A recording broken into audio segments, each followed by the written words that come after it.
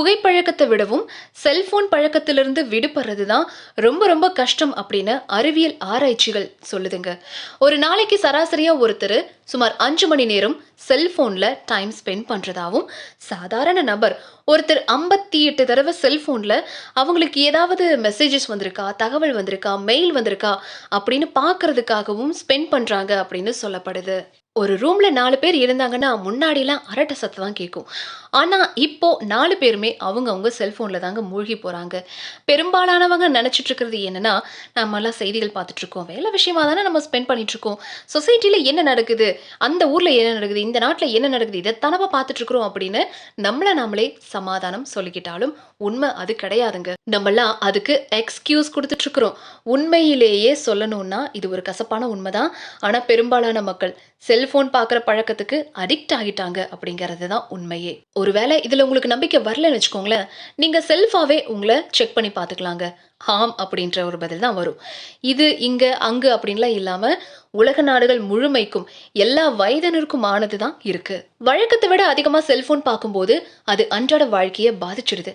பலருக்கும் இது மனநல பிரச்சனையை உருவாக்குது. சிலர் மன உளைச்சல், மன அழுத்தத்துக்கு ஆளாவதா மருத்துவ ஆய்வுகள் சொல்லுது.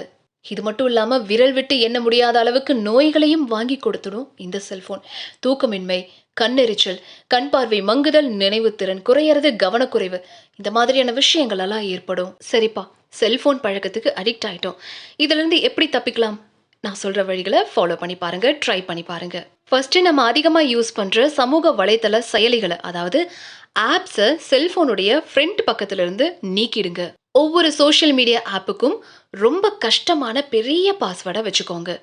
ஒரு சில ஆப்ஸை பயன்படுத்துகிற அதிகபட்ச நேரத்தை நியமிக்கிற வசதி கூட இப்போ எல்லா ஃபோன்லேயும் இருக்கும். அதை வச்சு உங்களுடைய டைம் எந்த அளவுக்கு நீங்கள் யூஸ் பண்ணணும் அப்படிங்கிற டைம் லிமிட்டை நீங்கள் ஃபிக்ஸ் பண்ணிக்கோங்க.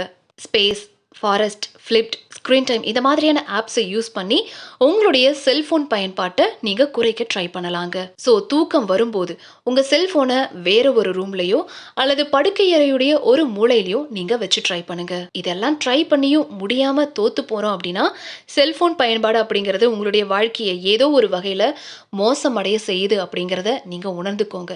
ஸோ அப்படி நீங்கள் உணர்ந்தீங்கன்னா நிச்சயமாக மருத்துவர்களுடைய ஆலோசனை பெறணுங்க.